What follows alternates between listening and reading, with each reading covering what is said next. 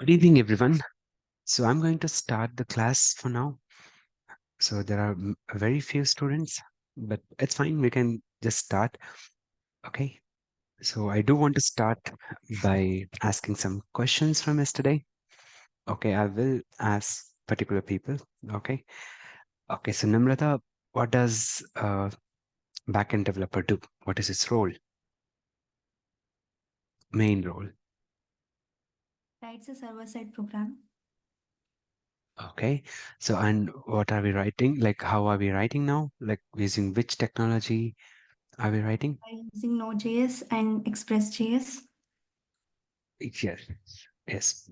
Basically, we write our server program in JavaScript, and it will be executed in the server with the help of a JavaScript runtime called as Node.js.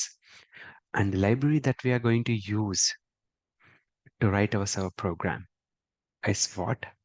Kavya? Which is the library that we are using to write our server program, which is in JavaScript basically. Node.js, which is used to run the program. Yes, Node.js is not a library or a package. It's the runtime, JavaScript runtime. It basically executes your JavaScript code. But which is the library or the package or the framework, you can call it as. Express. Yes, Express makes our uh, writing server program a very easy thing. Okay, that's why I gave you a homework as well. Have you anybody done that? Like write a server program, simple server program without using Express. Have anybody tried it? Shamila, did you try it?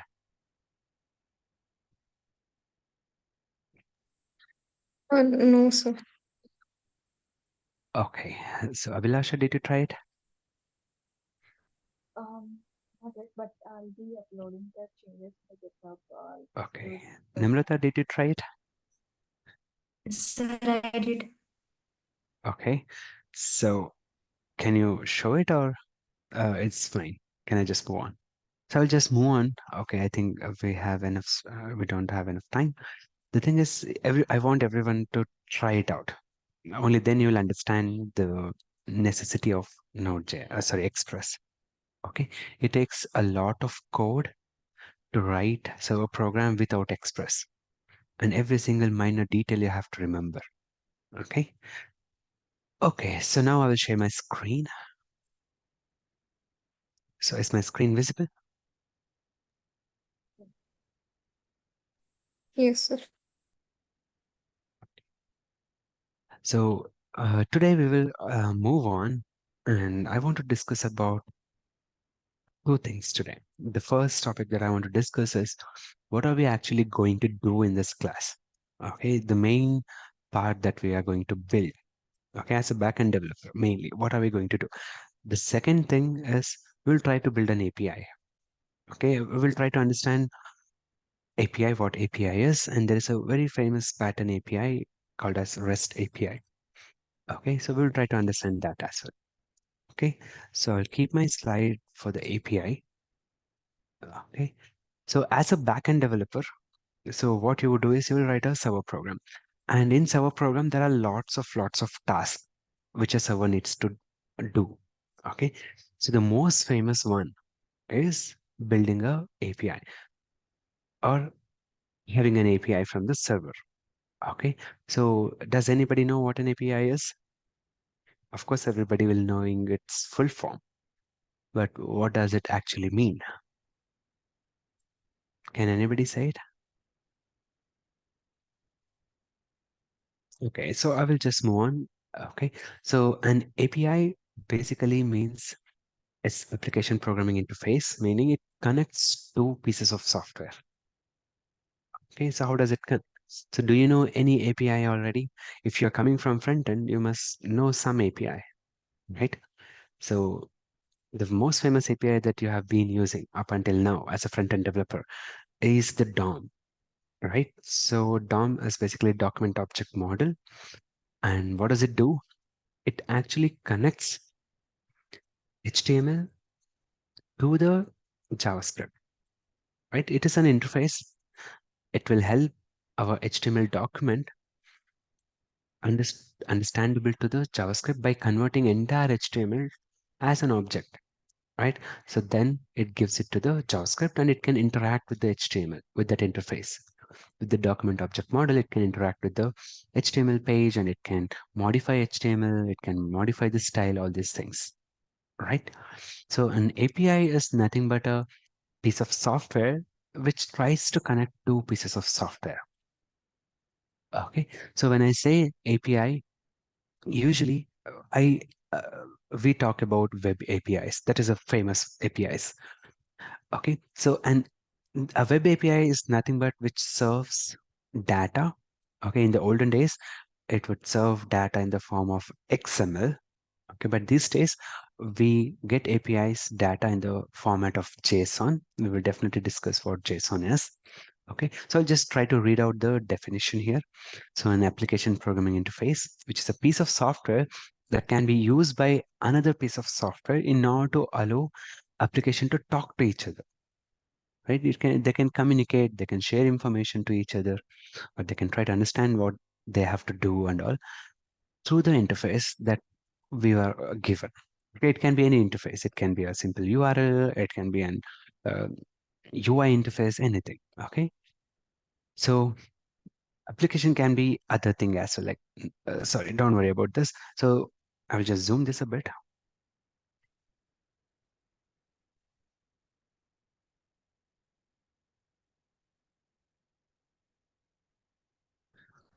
Okay, so a web API is this. So there will be database, and you will take data from the database and convert it into JSON data, and JSON data will be pushed from our API, which is API is again nothing but a simple server program here. Okay, so it will try to send that particular data to anybody who is asking the data from the browser or from an mobile app, or it can be any mobile native app or iOS app or Windows machine, anything, right? So building API makes an application more scalable because you'll try to keep the application data logic separate from the rest of the application part, development part. Okay, so that's why these days every single application is built separately. Its data part will be handled separately with the help of API. The rest of the application will try to connect and access the data. Okay. Okay. So now that you know what an API is, it's nothing but a simple server program which will be connected to the database and it serves the data to whoever, whichever the client asks for it. Okay. That's what the API role is. Okay. Okay. So now the thing is there are multiple ways how you can build a API. Okay, so there is not just one way how you can build an API. There are multiple ways. Okay, so there are two ways. I want you guys to write down the formats. There are two ways. In olden days, the data was served in the form of XML. These days, it has become a standard to send data in the format of JSON. And a JSON is nothing but a long string which can be sent through the URL. Okay, it's nothing but a simple long string, and it can be easily converted into JavaScript object. Okay, JSON full form itself is JavaScript object notation, and this data is format can be formatted as a JavaScript object. Okay, and if a Python is dealing with it, it can be converted into dictionary. So it's very interchangeable information. So many programming languages can easily interact with it. That's why people prefer JSON. Clear? Okay, so from this class onwards, we will try to build an API. Okay, and once we know how to build an API, we will take the help of front end to interact with this API. We will try to communicate with the API. Okay, these are the two things that we want to do for the rest of the class for now. Okay. Okay, so when I say we want to build an API, there are multiple architectures, but the most preferred architecture is the REST architecture. Give me a minute.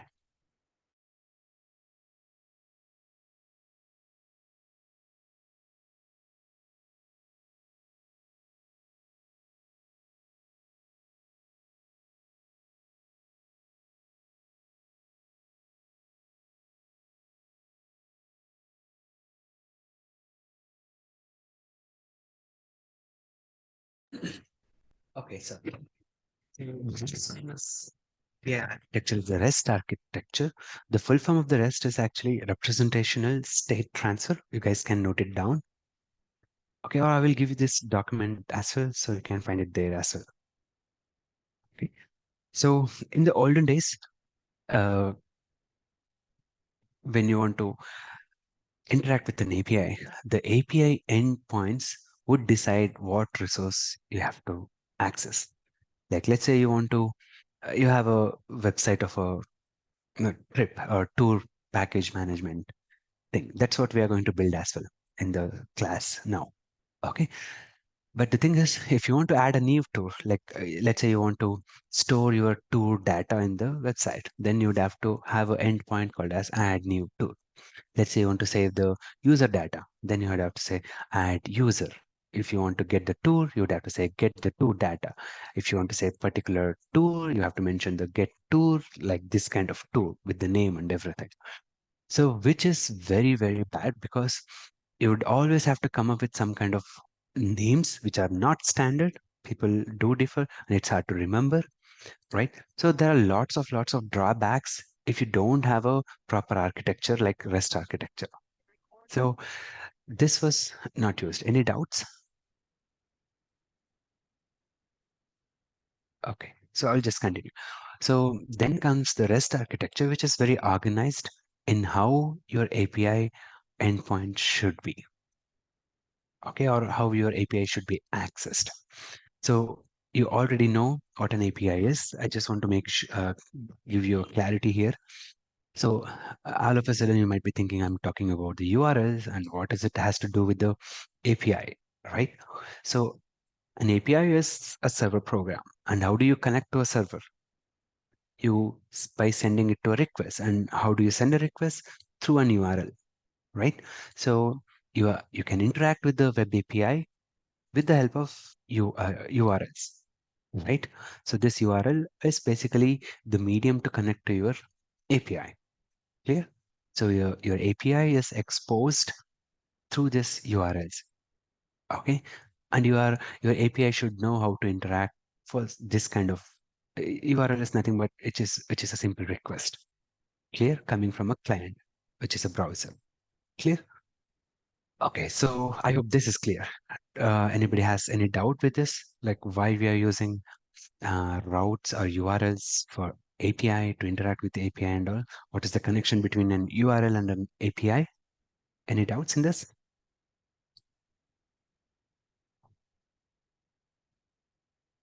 Mm. Okay, so I will just move on then. So now you know what an API is. It's a server program which will basically serve you some kind of data, which will fetch data from the database and it will serve.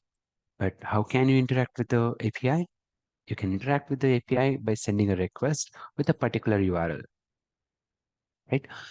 The problem that the REST architecture solves is how do you interact with this API, right? Like how do the client should interact with this API, right? When we say how do they need to interact, basically with the help of URL, how do they need to interact, right? So there should be some standard in defining these URLs, meaning every URL that we define, it should be handled by our API, right? So these URLs are provided to the clients, right? And these URLs are not decided by the clients. Our API will decide these are the URLs that I'm going to interact with, right? So that's why while building the API itself, you need to be aware of how to give these URLs to interact with the client. Okay, so now the REST architecture will do like this. Okay, let's say um, the first and foremost important thing that you will do when you want to build an applications API is separate API into logical resources. That is the first step. Okay, so if you are having a website of uh, tour packages, you want to allocate tour packages to your customers.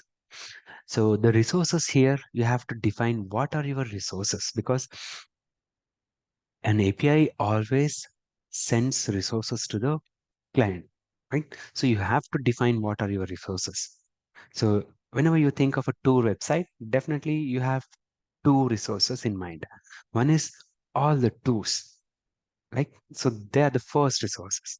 And second one is your customers who will interact with the tour, right? So they're the second resources. You need to store the data of the users and you need to store the data of the tours. These are the two important resources, right? So that is the first step. Whenever you want to build a API, you have to know what are your resources of your project.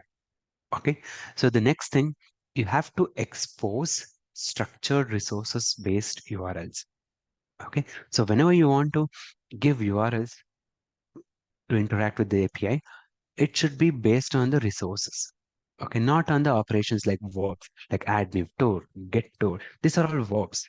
You are trying to give verbs. That is not the thing. Okay. So, but the API, we call this as endpoints, API endpoints. Okay. Your website slash endpoint. Okay, these are the API endpoints.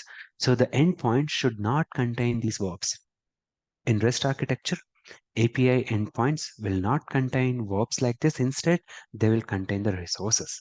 Okay, so if you want to add a new tour, okay, so the thing is your website slash tours, right? But the thing is, if you want to add a new tour, you have to use the HTTP method. Instead of saying add new tour, you have to define it using the HTTP method. If it is post HTTP method and you have given a slash tours, then it is basically understood as we are trying to create a new tour. And if you want to access the tour data from the server that is stored, then it should be a get method, get HTTP method, and we are trying to access the tours. That's it. And if you want to access a particular tour, then it will be tours slash a tour ID. That's it. It won't be like a particular tour data and all. Okay. So give me a minute. Sorry. There's a disturbance here.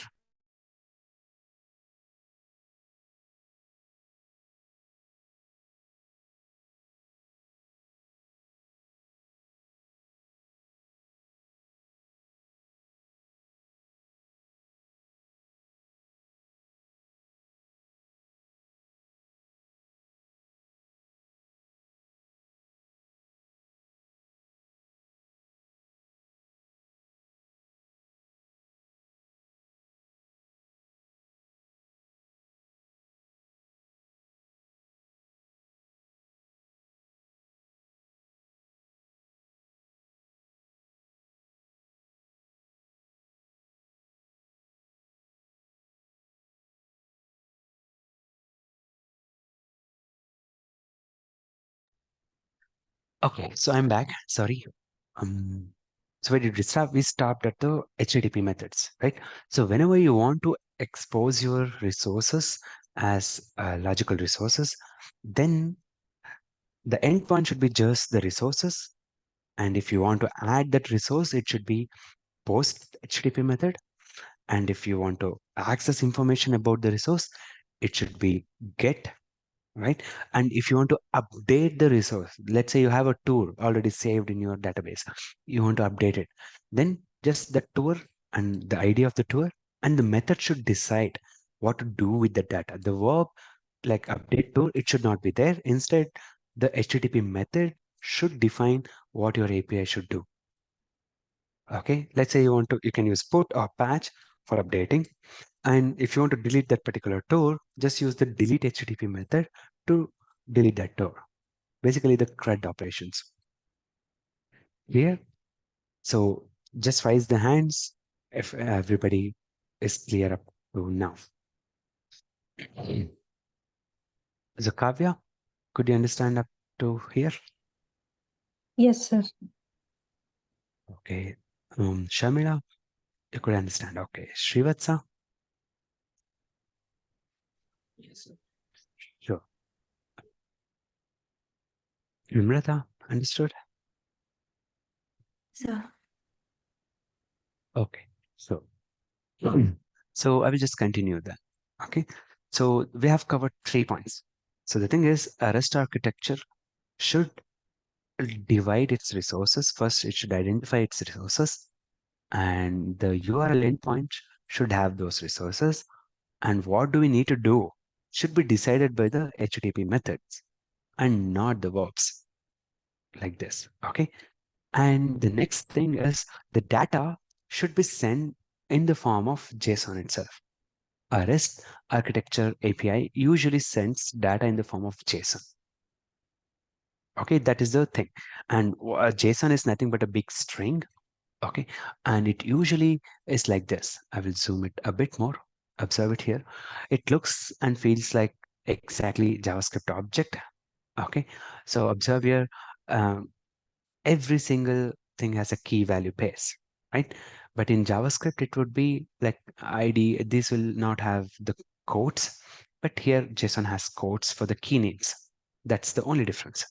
Okay, it almost looks like the JavaScript object. It can be easily converted to a JavaScript object, and we can start working with this data. That's why in front end, when you want to work with this data, you can easily convert this to an object and start using the data.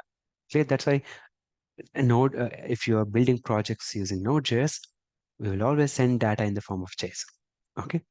The final point is your API should be stateless. So what do we mean by stateless? Right. So let's say you are in a you are trying to access tours and you accessed a particular tour first, right? So if you want to access the next tour, this should not be the case. Like the client should not just say next page, but client should always mention the next store means which one it should be, like sixth store, fifth store. That's what it should say. Okay, so like server will be stateless. It will not try to save which store you are in and which store I should send next. That should not be the case. The client, meaning the front end, should automatically fill in the next store's ID and send a request. Clear? So your server, basically your API, will not try to remember anything that a front end needs to ask. Okay, so this is how you can make it more customizable, more scalable, right? Your project will become more scalable if the state of the front end will not decided by the backend. A front end will be on its own, and what it needs to ask, everything should be decided by the front end itself. And the backend will decide how to send the data in a good way. That's it. Okay, so I hope this is clear. The first point is you need to have logical resources divided. You should start exposing them based on the resource names, and the HTTP method should decide what to do with the data. Do you need to add it? Do you need to update it? Do you need to delete it? All those things should be decided by the HTTP methods. And you should send the data in the form of JSON, and your API should be stateless. And that is what a REST architecture is. Okay, this is how your REST application should be, REST API should be. Clear? So let me start doing it. And what I'm going to do is I'm just going to simply build a API which will try to send some users data in the form of JSON. Okay, and we'll try to access that data and then use it in the front end later on. Okay, so what I'm going to do here is I'm going to use ChatGPT to generate some random user data. Okay, at least 10 random user data. Okay, so give me a minute.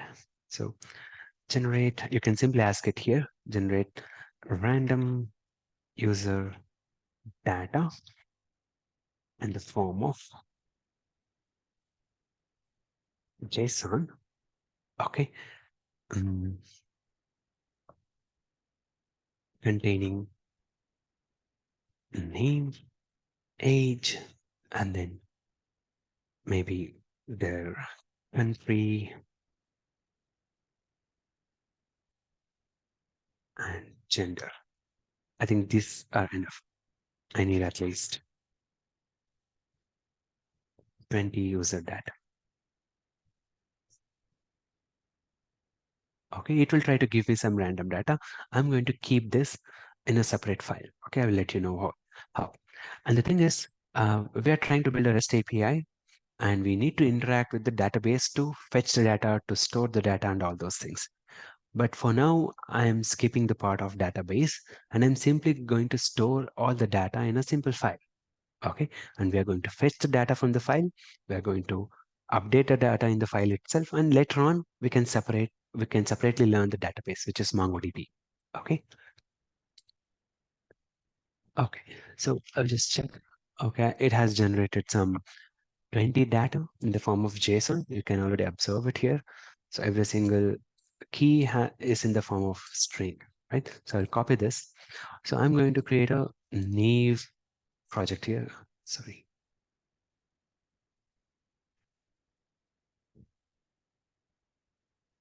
So this was a Node.js class from yesterday, right? First server program that we wrote. So I'm going to close all these things and I'm going to create a new Node.js project and I want you guys to answer. Okay, so I'll create a new folder in the Node evening class. So I'm not going to create a new folder in the first server program. I'm going to create it in a outside of this first server program. Okay, so the folder name, I'm going to call it as user API. We are trying to build a simple user API. Okay, so how will the result of this program will be? You will be able to access information from your server. That's it. It should be able to send and accept data. Okay. Okay, so can anybody tell me how I can start my Node.js program or how I can start my Node.js application? This is basically Node.js application because it will be run by Node.js. So what is the structure and how will we get started with the Node.js application? Enter a minute in the command line. What do we do first? Change the directory in the terminal. Yes, so I will open the terminal. Okay, what do I do next? I need to go into the terminal user API. Okay, so next, what do we need to do? I'm in the user API directory. Okay, so what is the next thing? What is the first requirement? Shivatsa, can you try?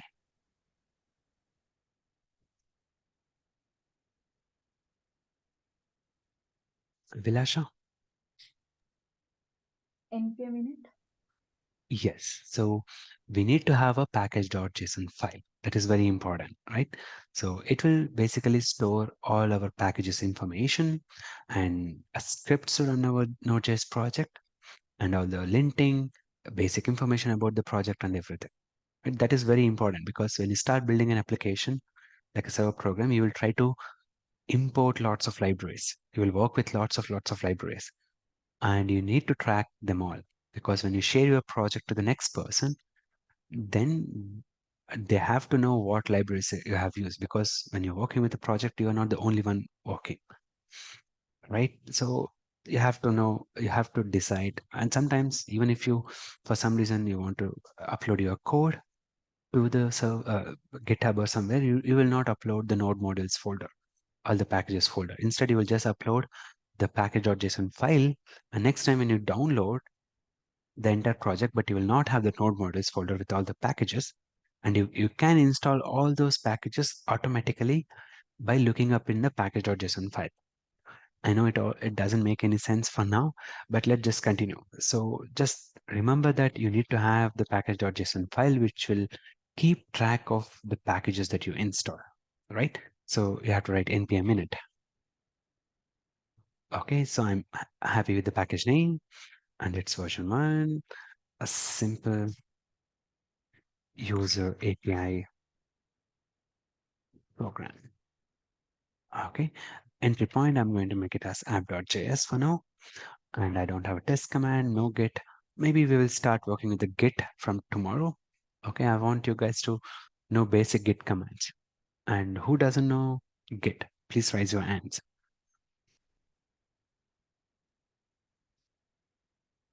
So everybody knows git.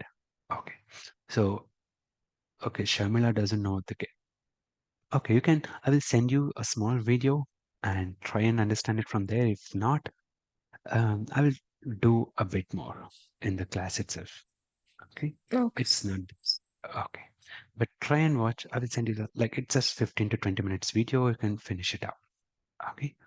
So from today onwards, we'll try to upload our code to GitHub directly. Okay.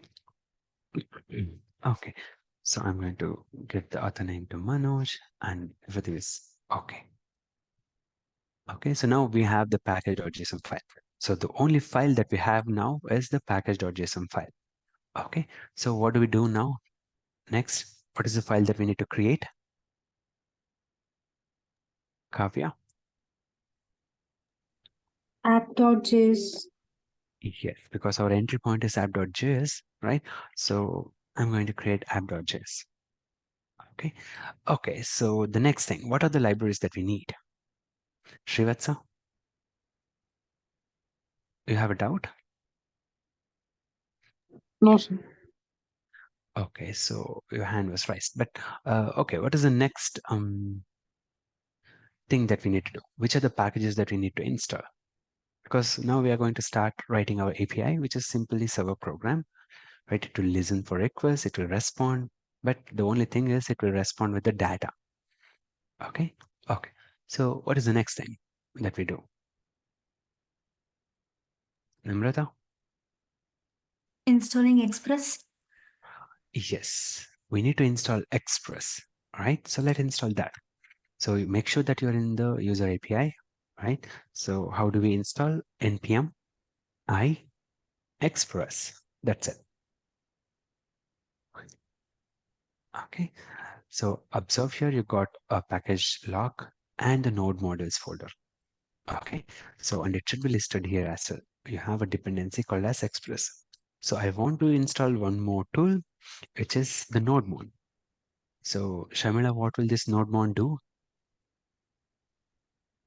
It will directly save the changes as we are doing it. No, It will, it I will. mean, the changes made in the code will directly reflect in the URL. Okay, so basically it restarts your server. All right. Once you save after modification, code modification, as soon as you save the changes, it will pick it up and restart the server by recompiling your code, right? So it will automatically restart the servers by, it will basically recompile so that you can get the latest updates in the experiment, whatever you're trying to do, right? Okay, so I'm going to install this Node-man as well. Okay, so how do you make your project run with the help of nodemon and not with the direct node command? You need to have a script written for it. You cannot directly do it. At least you can, but we don't want that headache. Okay, if you're running your project with some kind of package, then you have to have a running script. Okay, that is the standard people do. So you have to have the script written to start your project, right? So come back here and write start and remove all these things. You can name anything you want. Okay, so I'm just going to say start and it is nodemon that is going to run my project and that is app.js. Okay, so now I will come back here. Okay, I will try to run this project. So how do you run your project? npm run start. Okay, but if the script is start, you don't actually have to write this run. It's a special script. It's a development script. So usually people just write it like npm start. Okay, this works only for the start script. If you have any other thing like prod and all, right, then you have to have the run command as well. Okay, so for simple npm start, this is fine. You hit enter. Okay, so it says nodemon running the app.js file, and it is waiting and watching all these things. Extension, these are the files that it's watching, and it has started by running this command. Under the hood, it basically uses node to run the project. Okay, only it watches your files constantly. Okay. Okay, so now let's come back here and start working with the project. So we are going to use Express. So what do we do next? So we have to import the Express by saying const Express. we call it as basically requiring the express. Okay, and it's a server. So let's just start the server first.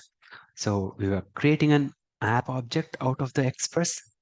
So this is what contains all the capabilities of creating the server, handling the routes, and everything that we are going to do is with the help of this app or the express. Okay. Okay. So now come back here. Let's save this and let's start our server. How do we start? Basically app.listen, and we have to have a port mentioned here. So we can have a simple port const port, which is running on 3000. Okay. So we have to mention the port here, and you can have a callback function as well saying server is running on this particular port. Okay, so that's it. Observe here, it already says server is running on the port 3000. Okay, so now this is a simple server started, and our server will be considered as an API if it serves data. That's it, and it accepts data as to save and everything. Right? So for now, what are we going to do? I'm going to create a new folder here in our user API and call it as data. And here I'm going to create a new file as well. And this is called as user data.json. Okay, I'm going to copy the data that our ChatGPT has created. So I'm going to copy this and I'm going to paste it here. Okay, so you have almost 20 user data here. Okay. Okay, so now whenever someone asks for the data, we have to read the data from here, from the file system, and send it to them. Okay, okay, so but how are they going to ask? Right, so I'm going to start mentioning all the CRUD operations. Basically, they can ask for a data or all the data that we have, or they can create a new user information, or they can update a particular user information, they can delete user information. That is what an API can do. And that is what we will try to do now. Okay. Okay. So now let's try to first implement the first route of our API. Okay. So which is a get request app dot get. Okay. So we have to define the path. So in REST architecture, we have already told that we have to define all our resources first, right? Our resources is nothing but the user data. And users data is the first resource. So you will give access to the information as users. Okay, so this route, this is the API endpoint that we call your website slash users is the route, right? And this get method is deciding what to do with the data now. If it is a get method, we will send this information. If it is post method, we will try to accept data from the request. If it is update method, we will try to update this information inside here. If it is delete method, we will try to delete a particular user data here. Here, that is what we will try to do now. So I will come back here and I'm going to write a route handler function. Okay, so what does this route handler function gets by default as arguments? Abhilasha, what does this route handler function gets? Request and result. Yes, it gets access to two objects and mentioning it, their objects. Okay, so request object and response objects. Okay, so they will have information regarding request. This has information regarding response, not just information. If you want to send response, you can use this. If you want to do anything with the request, you can do with the help of this. Okay. Okay. So this gets access to request and response. And what do we do now? We need to send the data, right? So if your request is users, we will just simply send the data, right? Okay, so how do we send? Where is our data, right? So usually, traditionally, the data will always be stored in a database. but we don't have a database right now. So we are going to use this file as our database. We will try to read the value from this file, and then we will send it. Okay, so we have to read the file. So do you know anything? Can we read files in JavaScript in front end? Definitely not, right? So front end or the website doesn't work with the files. It's just a simple script. It doesn't work with the files. It can work with the different modules, but it doesn't know how to read a file, right? But because of Node.js gives us lots of core modules. Okay, the entire Node.js is built with modular operations. Okay, if you want to work with its files and folders, it has given us modules like file system module. If you want to work and create a server program, it has given modules like HTTP module. If you want to work with URLs, it has given URL module. Like there are lots of modules you can take help of and build whatever you want to do. Okay, so now I'm trying to access information from the file system. I'm going to read from the file. I'm going to write it to the file. All these things can be done with the help of file system module. And it is a core module. I'm mentioning it as core module because there are lots of third-party libraries as well, third-party modules as well. A core module comes in built with the node itself. You don't have to install anything. Okay, so now let's just import that module. Const fs equals to require fs. Okay, this is the core. I will just write it here, core file system module. Okay, so this module will give lots of methods to interact with the files.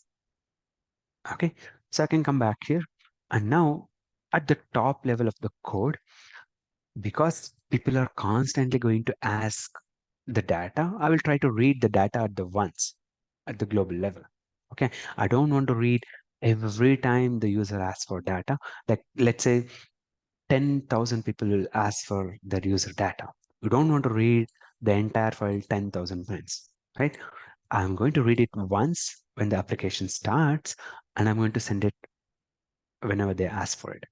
Okay, so that's why I'm going to read it here. So const, okay, and the data, which is I'm going to call it as user data, equals to, I'm going to use file system dot. It will give us lots of methods to read the data. Okay, so mainly there are two methods. Okay, so fs dot read file sync. Okay, so observe this method. There is another method as well. One is read file sync, and another one is simply read file. Okay, so I'm just going to write down here. This is asynchronous one, and this is synchronous one.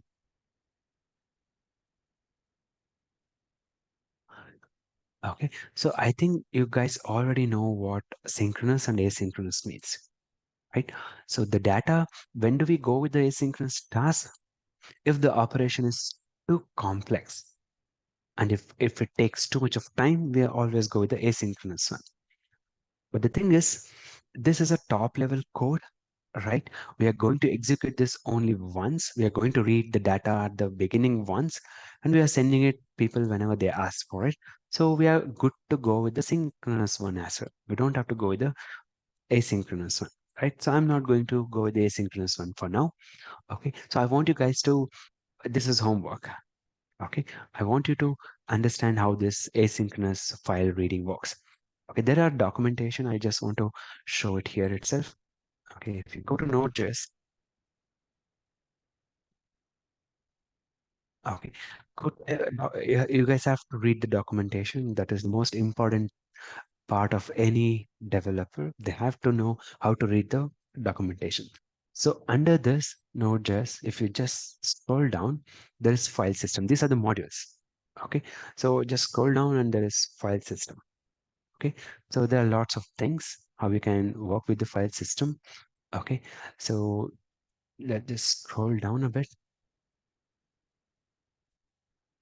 Okay. So fs dot, I think for read file, you have to go to R. Okay, here. So there is fs dot read file. This is the asynchronous one. You can look it up, how to work with this. Okay, there are documentation here. Okay, so in asynchronous things, you always get a callback function, right? You already know when you're writing JavaScript, right? If you have already discussed about Ajax, then you already know, right? So asynchronous tasks always comes with a callback function. Okay. Okay, so now I'm going to use a simple synchronous one, which is very straightforward. The thing that you have to mention in this is the first one is the path. Okay, it already gives you here. So you have to give the path. And the next thing is like encoding, like character encoding thing. Okay, so I'm going to say, I'm going to take a simple backtick here. Okay, so I'm going to introduce one more variable here called, sorry, underscore the name. Okay, so this variable always returns the current path of the app.js file, or wherever you mention this, the path of that file is this. Okay, so you might be thinking a dot slash will always give us the current directory path, right? But the thing is, when you write our Node.js application, when you run any Node.js application, if you say dot slash, it actually means the path of the node where it is installed.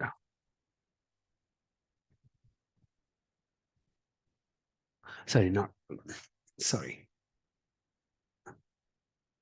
sorry, sorry. It's part of the application launch actually.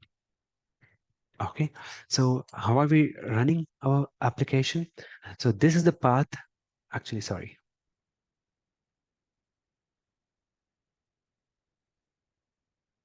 Right. So this is the path where we are running our application from. Right. So dot slash always means this. Okay, and we don't want that here, right? We want to navigate and find our data file from this current file. And if you want to access the current file directly, you have to use this variable.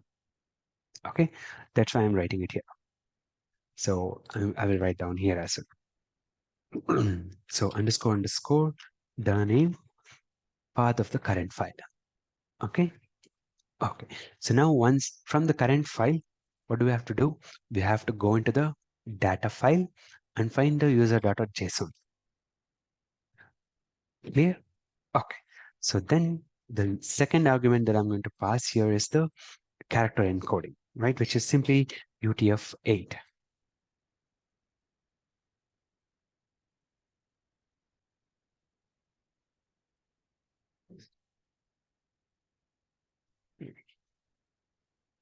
I think I mentioned it outside.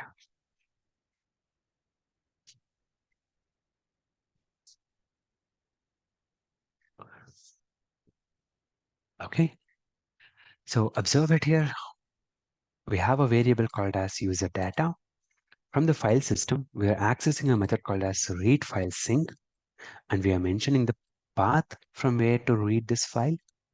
And what is this character encoding? Okay, like how is this characters are encoded in? Okay, it's standard one, which is UTF-8. Okay, so just save it. Now this will basically read the data from this file and it will store it here. Right, now I just have to send this data and it's already in the JSON form. We don't have to convert or anything. Okay, so come back here and now I have to send the data. But the thing is, we will send the data in the form of JSON. So it's a JSON response. So here I want to send the response. So whenever you want to send the response, you are going to use the response object, response dot JSON.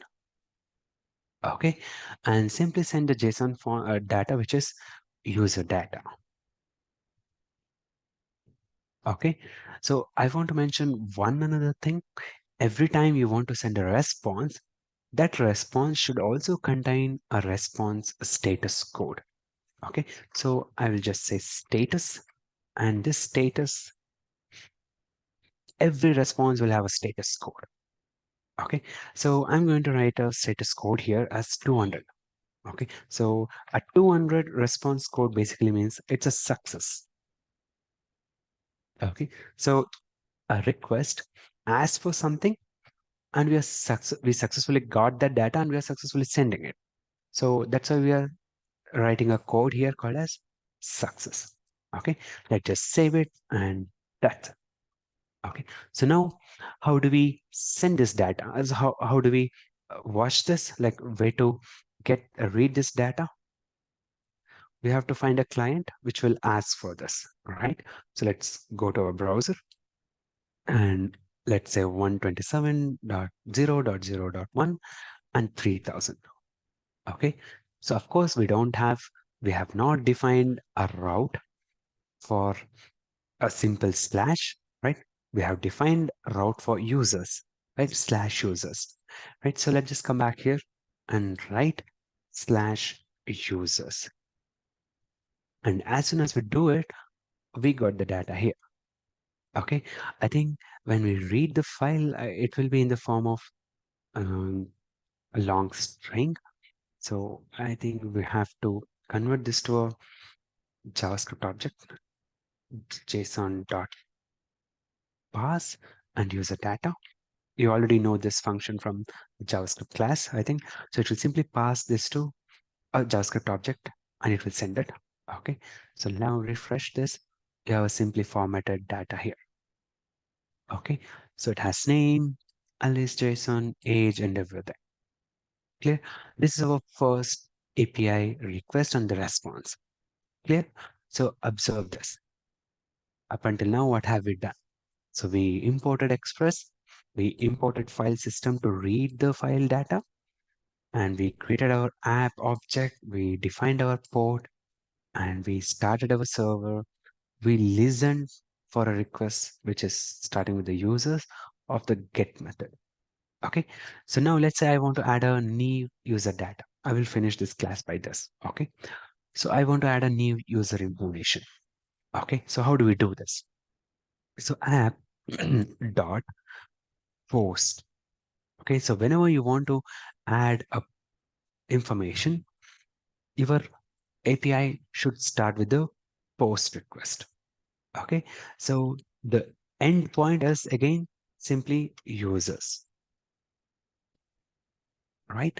So API slash post. Okay, API dot post. The API endpoint is simply users itself. The difference here is it's a get method. It will try to send you data, and this will try to update the data. Sorry, create the new user data. Right. So again, mention request dot response. And what do we do here? We will try to get the data from the request that it contains, and then we will try to store that into the package file here. That is what we will try to do. It's a bit of a complex operation. And there is lots of JavaScript involved here. Let's try to do it. Okay. So let me try to log the response object. Okay, but the data that a request object, sorry, not a response, a request object. Okay, so the data that is coming from a request, let's say somebody filled up their user information and submitted the form, and that data will be stored in request.body. You might already know if you're working with the React.js, whenever you want to send the data, you will always keep that in the body and you will send it, right? So that data will standardly come inside the request.body. I'm going to say request.body. Okay, so that's simply I'm going to save it. Now I want to send a post request and try to see what this is. Okay, but how can we send a post request from this? You can send it using JavaScript, but how can we send it here, right? So this is definitely a hard task, right? We need a different client which can also send post requests, which can also send update requests, which can also send delete requests, right? A simple browser is not good enough to send all types of requests, right? We need a more developer friendly client, okay, which will send requests. So the most famous option for that is the Postman. You might have heard of it. A Postman is a client. You can just see it here. Okay, so build APIs together. Okay, so over 30 million developers have used Postman, and you can get started with this. Okay, so Postman is an API platform for building and using APIs. You can basically start interacting with your API through the Postman. Okay, so these days, this is the older one, meaning like everybody would use Postman. That was standard. Okay, but these days in VS Code, we have an extension from the Microsoft itself, but even they have their own Postman extension, but I'm not going to use that as well. But I'm going to use something called as standard client, which is more soft and which is very straightforward. I think.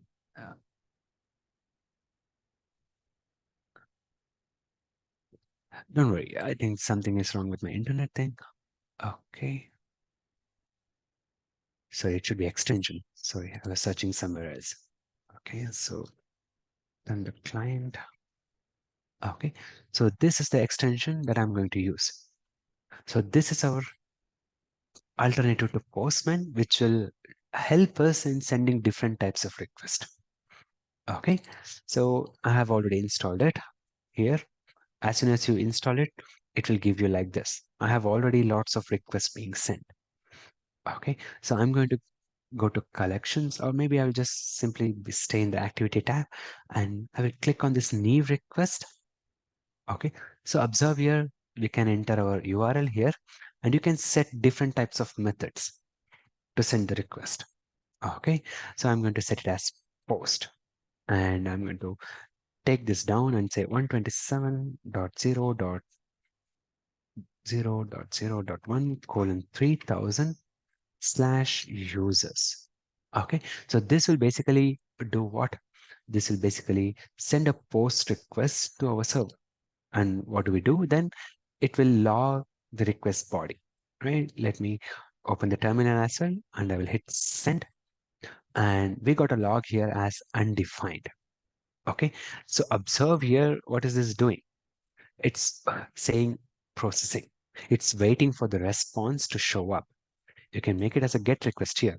Okay, and maybe stop this and sorry, cancel request.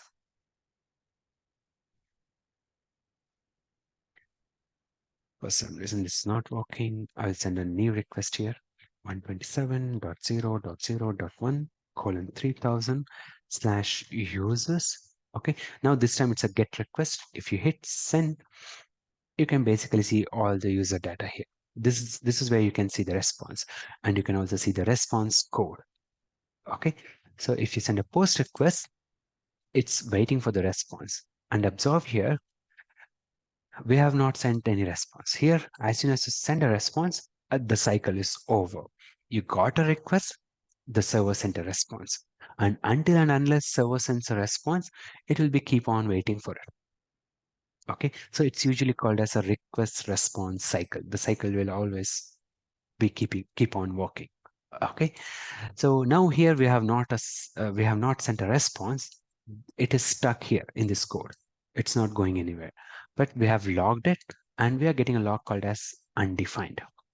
Okay, so this is because by default express will not read the value from the body. Okay, so you have to do one small modification at the top level. Okay, this is called as middleware. Okay, I will talk about this middleware thing tomorrow.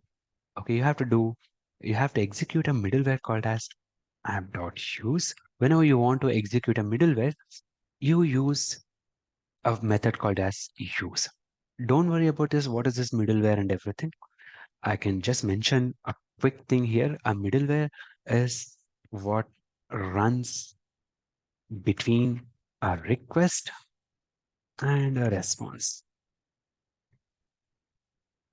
Okay, a middleware is nothing but a function that runs between a request and a response.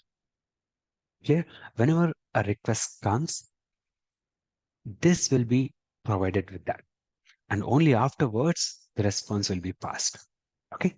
Okay. So now every request will pass through this. Okay. And I'm going to define a function here called as express.json. Okay. So what this will do is this function will try to access the information that is stored in the request body. Only if you do this, you can actually access the information in the body here. Otherwise, you'll simply get as undefined here, as you got it here, undefined. Okay. So now we can save this. Okay. And we have something wrong here.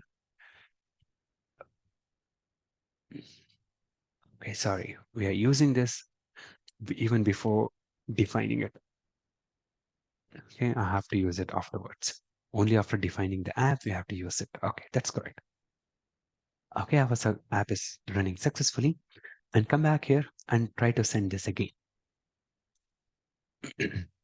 Okay, hit send and observe here we got a empty object. Right, this time it's not um, undefined, but it's empty object. But the thing what you can do here is you can actually define the data here. All right, so at the body tab, when you want to send a request with the post data, at the body tab, you can define the data here. Okay, a simple JSON data here, like let's say name and colon. I will write it here as Manoj, and you can write age and mention like some 50, and you can have what else is there here? Sorry, country and gender. Okay, so you can have country as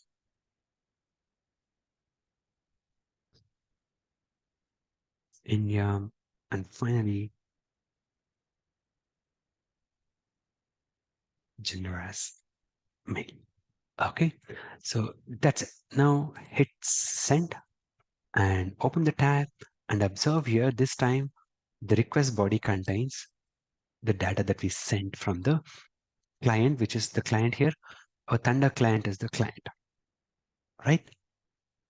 So I will close this up. Sorry, I'm already taking a bit more time. Okay, so it will end by actually once we get the data here, sorry, here, what do we need to do, what do we need to do with this? We need to save it in the user data JSON file at the end, right? Okay, so let's just do that and finish this class. Okay, okay, so I will comment this out. Const, okay, so user, I will call it as info, okay, equals to request.body. All right, so you already know this request body, you can observe here, it will be usually a string. Okay, it won't come as an object. Everything that you receive in the body will always be in string or JSON format. Okay, so if you want to work with it, you have to convert it later on. Okay, okay, but let's not worry about that. The thing is, we have the information and we need to add that information to this file. Okay, and how do we add that? We have to say fs dot write files, but this time I'm not going to use the synchronous one, because let's say 10,000 people are trying to save their data and 10,000 people will try to work with this application, and there's one constraint. I will try to explain that tomorrow. For now, I'm just going to end it saying Node.js is single threaded, right? Meaning one statement at a time. It cannot execute more. Let's say if one person is trying to save this information, rest of the 10,000 people have to wait. Okay. But if you make it asynchronous one, the things will keep running in the behind. Okay. Until this file is writing, other people can do whatever they want. Okay. So that's why I'm going this asynchronous one. Okay. So we have to mention where we want to write this. Okay. So of course, directory name, data, user data. Okay. So we have to mention what we have to write. And we're trying to convert the body data into string, and then we have to write. And here I have to mention what I have to do. once it is written, I'll simply log saying um, data written. Okay. So, but the thing is, I don't want to just write the user info right away. I want to add it to the data that we already have. We have the complete user data here.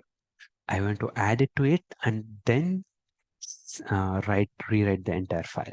Okay. So I'm here in the post.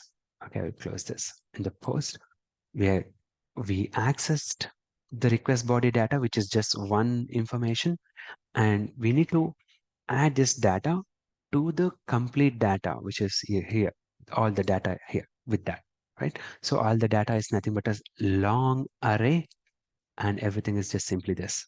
Okay, so come back here. Okay, so we will say const user data object equals to json.parse and the user data, because it will be in the form of string. We will convert it into object, then we can add it to it, right? So user data object dot push, and we will try to push the user info. We will read the value from the request body. We will try to convert the user data into object, and to that object we are going to push the new value that we have read.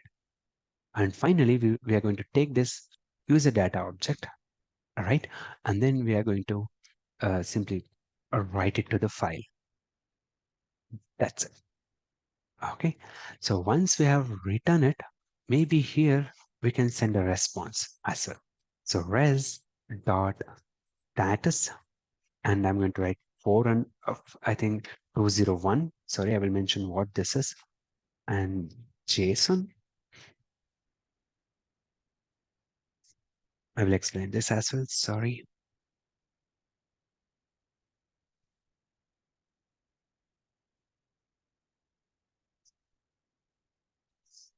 Okay, so we are writing the data. Once it is written, in the callback function, we are trying to send a response as well by saying res.status 201 means created. Okay, and we have successfully created a new data in the file, and we are simply sending a JSON response again saying it's a success. And what have we written? This is the user information that we have written. That's what we are saying. Okay, so come back here and hit send, and observe here we got success. This was the information that we have written, and come back to user.json and save it. And observe here at the last, we have the new data, which is Manoj, age 50 and everything. Okay, so we can change it here, like Raghu Ram, and it's like 80. Okay, so now save it and hit send. This is the new one, and observe here, format this. This is the latest information we have. Clear? We have successfully built two API routes, one which gives data and another one which updates or like which creates a new data. Clear? So tomorrow we will try to update and delete, and we have successfully created one simple API. Clear? So any doubt till here? Anybody?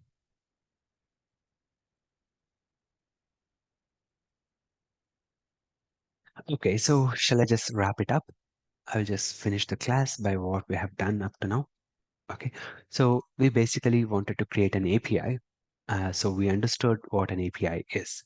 An API is simply a server program like this, and it will try to it will try to send data in the form of JSON.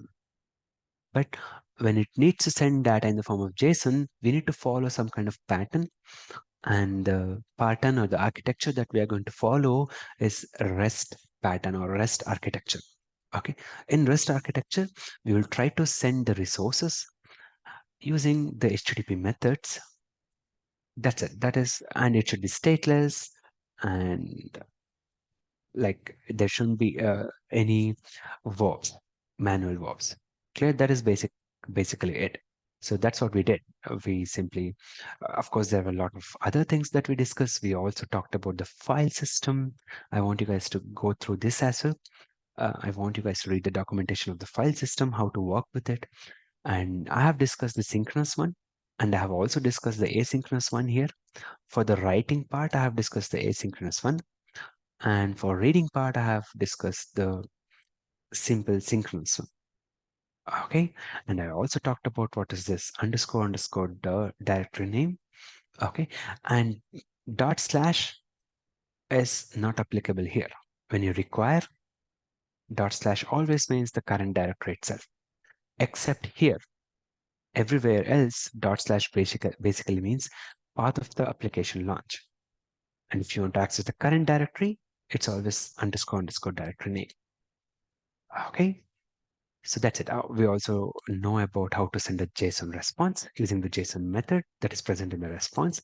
But you also have to send the status code. We simply chain these operations. Okay. We are setting the status code. We are also sending the response like this. Okay. You have to mention the order as well. You cannot reorder it. Status should be the first, JSON should be the next. Clear? So 200 means success, 201 means created. There are lots of status codes that we will discuss in the future. Okay, I also talked about the middleware. We will talk about it more. Any doubts? No doubts? One yes or no? I want to listen.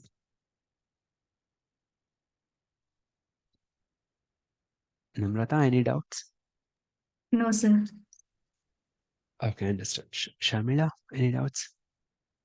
No, sir. Okay, then see you guys tomorrow. Okay, and I want you guys to um, revisit this before coming to the class. And I know that this is a lot to take in for the second day, but this is how it goes. Okay, and let me know if it goes fast or if you want it fast or slow or anything. Okay, thank you. Have a good night.